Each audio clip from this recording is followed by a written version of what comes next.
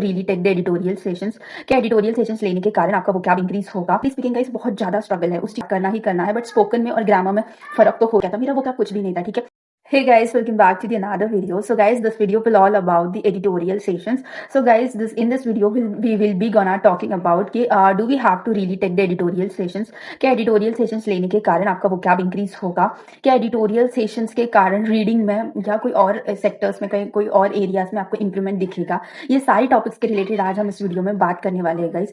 तो without any delay, we'll just come on the topic guys. But just a reminder guys, अगर आपने मेरे channel को subscribe नहीं किया होगा तो please hit that subscribe button and also press the bell icon so that आप इसी तरीके के अपडेट्स को कभी भी मिस ना कर सको। So will come on the topic guys. So basically like जब मैंने इंग्लिश का प्रिपरेशन स्टार्ट किया था, being a English medium student as well, हमारे स्कूल्स में वैसा नहीं, हमें ऐसा बोला नहीं जाता कि you do have to speak English only, और यही सब चीजों के कारण कहीं ना कहीं हमारा इंग्लिश बहुत लेवल पे लैक करता है। द सेकंड रीजन इज, चाहे हमें बोला भी जाए कि इंग्लिश बात करना ही करना है, बट स्पोकन में और ग्रामर में फर्क तो होता ही है guys. We have to come on this, we have to agree on this कि हाँ, कम्युनिकेशन में आई मीन स्पोकन में और जो ग्रामेटिकल चीजें हो उन दोनों में बहुत ज्यादा फर्क होता है। बहुत तो नहीं बट फर्क होता है। Okay, so will come on the topic कि हाँ, सबसे पहली चीज तो मैं आपको ये बताना चाहती हूँ कि वोकैब इंप्रूव होता है या नहीं। तो सबसे पहली बात तो गाइस, मैंने जब ना मेरा प्रिपरेशन स्टार्ट किया था, मेरा वोकैब कुछ भी नहीं था, ठीक है। I was like without vocab भी मैं सिर्फ रीड कर लेती हूँ और हो जाएगा, बट फ्रैंकली स्पीकिंग गाइस बहुत ज्यादा स्ट्रगल है, उस चीज में बहुत ज्यादा स्ट्रगल है। तो सबसे पहले मैंने किस तरीके से फॉलो किया, और अगर आप भी उसी तरीके से फॉलो करते हो तो I am damn sure guys कि आपको जेन्युइनली उस चीज का फायदा होने वाला है। मतलब आपको आने वाली 2 से 3 मिनट सिर्फ अटेंटिवली मुझे सुनना है।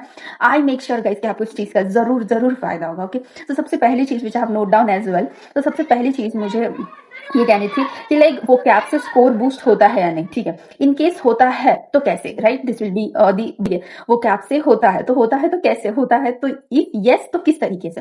तो सबसे पहले जो चीजें मैंने फॉलो की है जिनके कारण मेरी इंप्रूवमेंट्स हुई है, मैं बस वही चीजें आपको बता रही हूँ गाइस। कोई ऐसे स्ट्रैटेजिकल वीडियो तो नहीं है ये कि मैं कुछ आपको ऐसे अच्छा मतलब लाइक कुछ स्ट्रैटेजीज बताऊँ, वैसे नहीं। मैंने जो फॉलो किया मैं आपको सिंपली वही बताने वाली हूँ।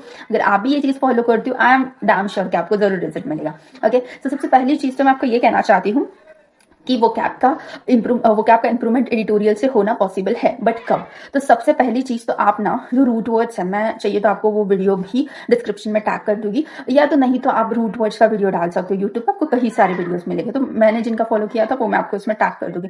तो रूट वर्ड्स को आप पहले कर लीजिएगा। ऐसा कुछ नहीं है, आपको प्रोसेस को बोर बिल्कुल भी नहीं बनाना है। जितने भी रूट वर्ड्स है आप आपका एक नोट पैड पे सारा कुछ नोट कर लीजिएगा कि इतने इतने सारे रूट वर्ड्स है। उनको आपको डेली रटना नहीं है, डेली लर्न नहीं करना है। जस्ट एक बार देख लो, 2 बार देख लो, हफ्ते में से 2 से 3 बार देखने का ट्राई करो। बस पेजेस को हम जैसे कर्सर रिव्यू देते हैं ना, नॉर्मल ग्लांस व्यू, उस तरीके से सिर्फ आप एक बार सारे पेजेस को प्रॉपर तरीके से देख लो, बाकी कुछ भी मत करना, ठीक है। जस्ट इतना आपको करना होगा, और ये आप 2 हफ्ते आपको करना है। जैसे कि 2 हफ्ते इन द सेंस लाइक आपको 2 हफ्ते में कंसिस्टेंटली 3 डेज देखना ही है, उन्हें प्रॉपरली देखना है। मतलब 2 वीक्स करने के बाद, ठीक है, आपको ना 1 मंथ एडिटोरियल लगाना है। जब मैंने स्टार्ट किया था एडिटोरियल लगाना, मुझे बहुत ज्यादा बोर होता था, बहुत ही ज्यादा बोर होता था।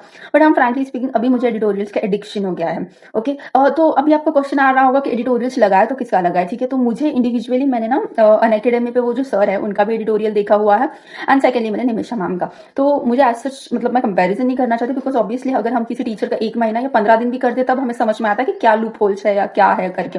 मैंने सर का सिर्फ 3 से 4 दिन किया था, इसलिए मैं डायरेक्टली तो नहीं कर सकती, बट हाँ, मैं निमिषा मैम का क्यों बेस्ट मानती हूँ, क्योंकि उन्होंने समझा आपको एक कोई भी वर्ड हो, जैसे कि कंफ्यूजिंग है तो कंफ्यूजिंग के लिए कितने सारे वर्ड्स है, परप्लेक्सिंग है करके, और जितने भी सारे वर्ड्स है, वैसे सारे वर्ड्स को उन्होंने क्या किया हुआ है, हर टाइम लेक्चर्स में कवर किया हुआ है। तो इससे क्या होता है कि आपने एक बार वर्ड देख लिया, एक लेक्चर में देख लिया, दूसरी बार भी वही वर्ड देख रहे हो, तीसरी बार भी वही देख रहे हो, महीने में से आपको वो एक सेम वर्ड ना लिटरली से बहुत बार रिपीट हो जाता है। उसके बाद वो कहीं ना कहीं आपके ब्रेन में नो मैटर व्हाट बैठने लगते हैं वैसे वर्ड्स। तो आपको सबसे पहली स्टेप करनी कि आपके रूट वर्ड्स कवर करना है, ठीक है। लिख लो, या तो अगर याद रखता है याद रखो, पीडीएफ होगी तो पीडीएफ रख लो, ठीक है।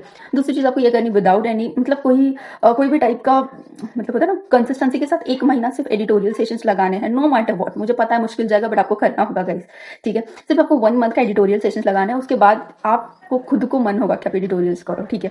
एंड जो तीसरी चीज है इसमें कि हाँ, जो मैंने की हुई थी और जो मैं आपको बताना चाहती हूँ, इवन तो मैंने यहाँ पे उसके फोटोज वीडियोज भी प्ले हो रहे होंगे जो कि आप देख सकते हो। तो मैं क्या करती हूँ गाइस कि अगर समझो हफ्ता है मंडे से संडे का, जिसमें मैम सैटरडे तक ही लेती है, ठीक है। तो मंडे से सैटरडे में उन्होंने 10 डेली बहुत सारी वर्ड्स को कंप्लीट किया होता है। तो मैं क्या करती हूँ कि आज वर्ड हुआ तो आज ही उसका टेस्ट दूंगी, ऐसे नहीं। येस ऑफिसर पे उनका ना फ्री क्विजेस में ना टेस्ट अवेलेबल होता है, तो मैं मंडे से सैटरडे का टेस्ट संडे को दे देती हूँ। मैम खुद से उनका ये भी पोस्ट कर दे रिविजन के लिए, बट मैं वो मतलब इतना 3 घंटे डलने से अच्छा मैं डायरेक्टली टेस्ट दे देती हूँ, क्योंकि आप यहाँ पे प्ले भी हो रहा है, स्कोर्स भी आपको दिख रहे होंगे। सो मैं वही कर दी कि पूरे हफ्ते भर का टेस्ट लास्ट में संडे को देती हूँ, सो दैट हमें याद याद भी रहता है कि हमें कितने सारे वर्ड्स याद रहे। अगर मंडे की टेस्ट मंडे को ही देते हो तो वो भी अच्छा है, बट वही है कि फिर उसी दिन हो रहा है, बट कोई इश्यूज नहीं है। मंडे के दिन मंडे भी दे दो और आप फिर से रीअटेम्प्ट भी कर सकते हो, आप रीअटेम्प्ट भी कर सकते हो अकॉर्डिंग टू यू। अगर आप न्यू हो, अभी स्टार्ट करें, तो जिस दिन का है उसी दिन टेस्ट भी देते जाओ और एक बार फिर से हफ्ते में एक एंड में फिर से रीअटेम्प्ट टेस्ट कर सकते हो। तो आप, मैंने 3 चीजें बोले, रूट वर्ड्स, एडिटोरियल सेशंस को अटेंड करना है, और तीसरी चीज मैंने बोली कि टेस्ट वाली, और चौथी चीज ये है कि आपको वो अटेंटिवली अगर आप करते हो, मतलब आप बैठे हो सेशन के लिए, अपने सेशन अटेंटिवली किया, बुक आपको अच्छे से नोट किया,